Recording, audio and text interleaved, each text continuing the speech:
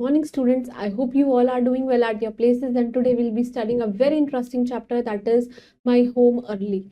Right? As we all know, home is the place where we all lives together with our family, with our siblings. We basically connect with a good bond. We share good bond. We help each other. We get socialized in our home.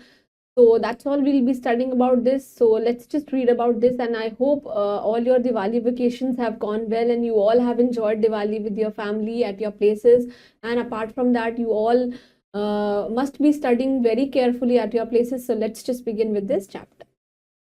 So the title of our chapter is My Early Home, right?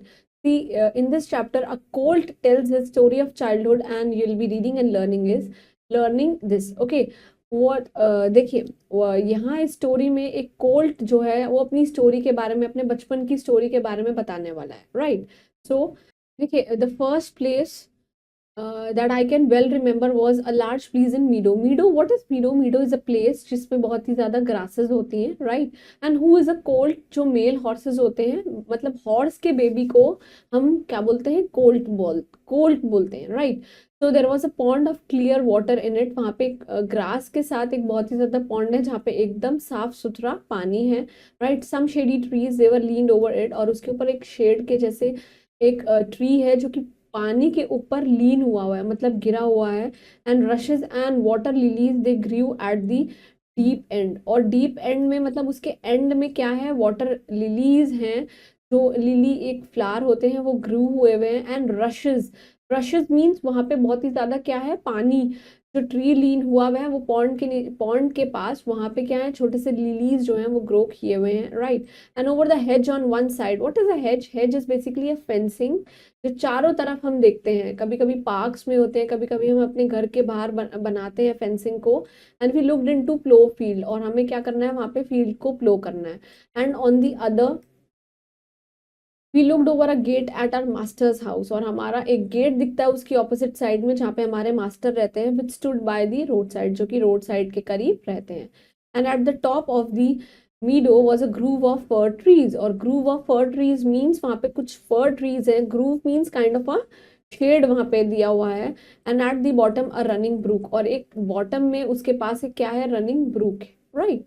So while I was young, I lived upon my mother's milk. जब मैं बहुत छोटा था तो क्या मैं करता था? अपनी I was dependent on my mother's milk, right?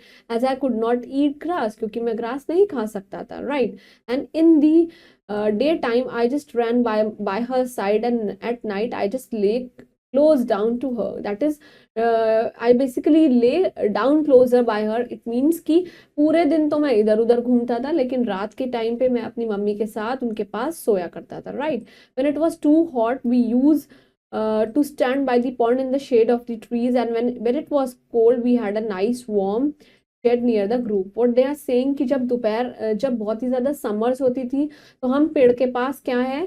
we used to stood over there, जहाँ पे क्या होता है? shade of the trees, right? और जब ठंड होती थी तो हम shed के नीचे रहा करते थे, near the grove, right? And as soon as I was old enough to eat grass, और जब मैं ग्रास खाने लायक बन गया, my mother used to go out to work in the day time and come back in the evening. जब मैंने grass खाना स्टार्ट कर दिया तो my mother at that time वो बाहर काम करने जाया करती थी दोपहर के टाइम पे, और इवनिंग के टाइम पे she use to come back at her place, right?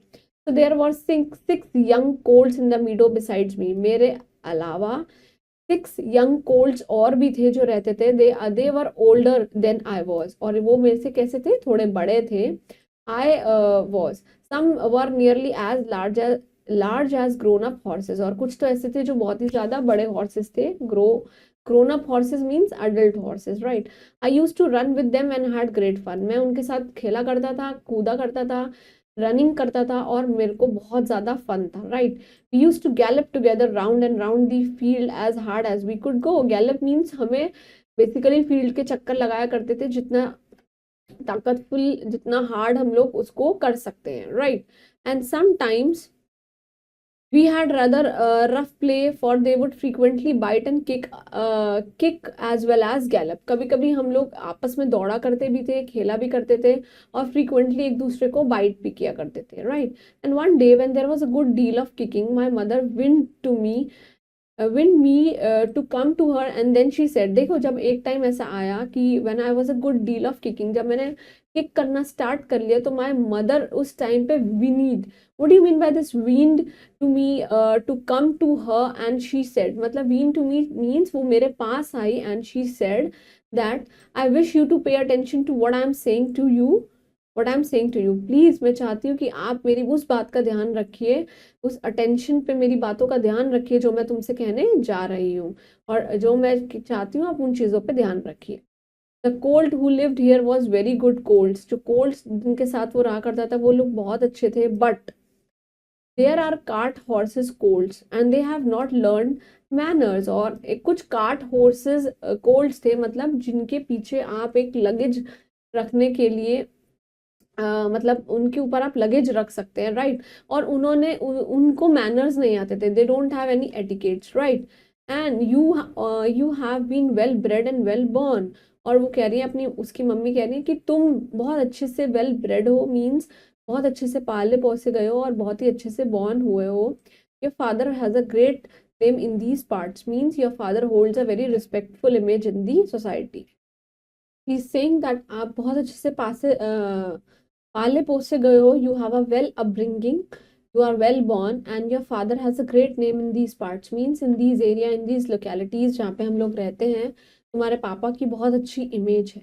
right, and your grandfather won the cup 2 years at the Newmarket races, और न्यू मार्केट रेसेस जब हुई थी तो तुम्हारे जो ग्रैंडफादर है मीन्स योर दादाजी, उन्होंने 2 कप जीते हुए हैं, right, your grandmother had the sweetest temper of any horses, या आपकी जो ग्रैंड मदर है वो बिल्कुल स्वीटेस्ट है, मीन्स वो बहुत ही ज्यादा मीठा बोलती हैं, जल्दी से अपने टेम्पर को लूज नहीं करती हैं, राइट, आई एवर न्यू, जिनको मैंने अभी तक जाना है, and I think you have never seen me kick और बाइट, और तुमने कभी देखा नहीं होगा कि मैंने कभी किसी को काटा है या फिर बाइट किया है या फिर उसको किक किया है, right, I hope you will grow up gentle and good, वो कह रही है कि शायद आप भी अच्छे से ग्रो करोगे, और बहुत ही जेंटल मीन्स वेरी काम, और बहुत ही अच्छे तरीके से, and never learn bad ways, और कभी भी कोई भी बैड मैनर्स को आप लर्न नहीं करेंगे, so do you work with a good will and lift your feet up well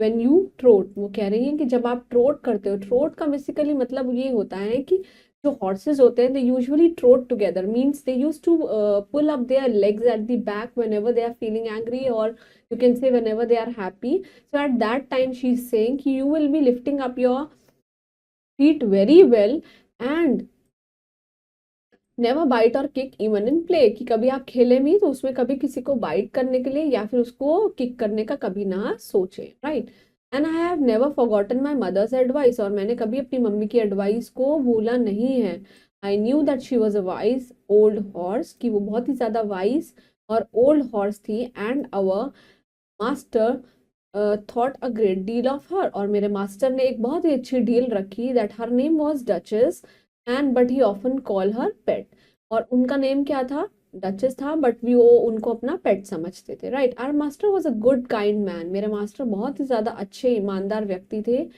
he gave us good food, good lodging and kind words, बहुत ही ज्यादा अच्छी शिक्षा हम लोगों को वो दिया करते थे, and he spoke as kind to us as he did to his little children, जैसे अपने बच्चों से प्यार से बात करते थे वैसे ही हम लोगों से बात किया करते थे, we all are fond of them, we all were very fond of them, हम लोग उनके बहुत ही ज्यादा चाहते बन गए थे, and my mother loved him very much, और मेरी मम्मी उनसे बहुत प्यार करती थी, when she saw him at the gate she would knee with joy and trot up to him, she's saying कि जब भी वो उनको गेट पे देखा करती थी, and neigh is a kind of a sound which is produced by horses and they trot up to him, trot up means वो एक पैर ऊपर करके उनको ट्रोट अप किया करती थी, right, he would pat and stroke her and say well old Pet, this pat up means उनको शाबाशी दिया करती थी और बोलती थी well old Pet, and how is your little Darkie, कि आपका छोटा डाकी कैसा है, I was a dull black so he call me Darkie, मैं छोटा सा था हूँ, मतलब मैं छोटा सा यंग कोल्ड कैसा कहूँ, डल ब्लैक कलर का हूँ, and she use to call me Darkie, right, and then he would give me a piece of bread which was very good, और वो उन्होंने मेरे को एक पीस ऑफ ब्रेड दिया, मीन्स उन्होंने मुझे खाना दिया and it was very good. And sometimes he bought a carrot for my mother, कभी कभी वो मेरी मॉम के लिए कैरेट भी लेके आया करते थे। And all the horses would come to him, और सारे हॉर्सेज उनके पास आते थे, but I think we were his favourites, और हम लोग उनके favourites, right. Moving on to the word basket, the first word is a meadow. Meadow is a field which is covered with grass. ऐसा field जो सिर्फ grass से घना भरा हुआ है। Rushes means tall grasses near water. जो बड़ी बड़ी घास पानी के पास उग जाती हैं। Plow means land that is prepared for planting seeds, जिसको हम ग्रेज करते हैं जिससे कि उनके ऊपर सीड्स को उगा सके। And grove means a small group of trees, छोटे छोटे trees, right? Brook is basically a small river, एक छोटी सी river, and colt is a young male horses.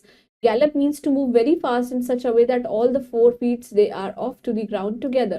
Galloping करना, जैसे कि ये जो आर्मी के सोल्जर्स होते हैं, they used to gallop together, वो अपने पैरों को उसी स्पीड में उठाते हैं कि सब लोग एक साथ करें, right. And wind is a made sound bye like a knee horses make, wind is a kind of a sound, वही उसी साउंड से उनको बुलाना। एंड स्वीटेस्ट का मतलब, sweetest temper means very good nature. Trot means to run और walk fast taking short quick steps, जल्दी जल्दी स्टेप्स लेना। And lodge means a place where you can stay, right. Moving on to the exercise, first we'll be doing the oral exercises where we'll be learning how to pronounce each word correctly. So the first word is remember, next is meadow, and the very next is roadside, then it's daytime, right? The very next is frequently, then it's weaned, right? Then forgotten, and the last one is favorites, right? This is take the correct answers, right? So this story is what? This story is related to what? This story is related to horses, right? The horse first place to live was a large meadow, right? At the top of the meadow was a grove of what? It was a grove of fir trees, right? Colt advised him, dash, you have to never kick and never bite. So both. The master was a dash man, the master was a good and a kind man. That was both, right? Moving on to the fill in the blanks says, I have never forgotten my mother's advice. मैंने कभी अपनी mummy की advice को भूला नहीं है, right? He would give me a piece of what? She would give me a piece of bread. There were dash young colts in the meadow besides me. So मेरे अलावा कितने meadows थे? 6. मेरे अलावा 6 colts और थे. The dash who live are very good. जो और colts थे who live here were very good, right? And I hope you will grow up gentle and kind, right? Moving on to the true and false. Colt's grandfather has won the two cups in the races. It's true. Colt's grandmother has the sweetest temper. Again, it's true. The Colt's first home was a large stable. It's false. It was a large meadow. At the bottom of the meadow was a running brook. It's of course true. And Colt's mother did not love him. That is false, right? So you have to do the match the following. So who was a kind man? Kind man, basically, the kind man was the master, right? One is first. Sweetest is the temper that her grandmother hold. Large, basically large क्या है? Large एक बहुत ही बड़ा meadow था. That is large grasses से भरा हुआ land, right? Shady trees हैं. And groove is the large. Groove is basically the fir trees जो कि छोटे छोटे trees थे, right? Moving on to the answer the following questions, please make sure that you will do all these question answers in your notebook respectively by your own. So I hope you all like this chapter. This chapter was quite tricky and it was all about horses and their young babies. So please go through this or revise all the word meanings, and especially you just make a note of all the difficult words that you came across apart from the word meanings also, like छोटे छोटे words हमने पढ़े हैं, knee, wind. Please make sure that you will write this in a separate notebook and learn them by heart, and please keep studying hard for your exam and keep smiling. Thank you.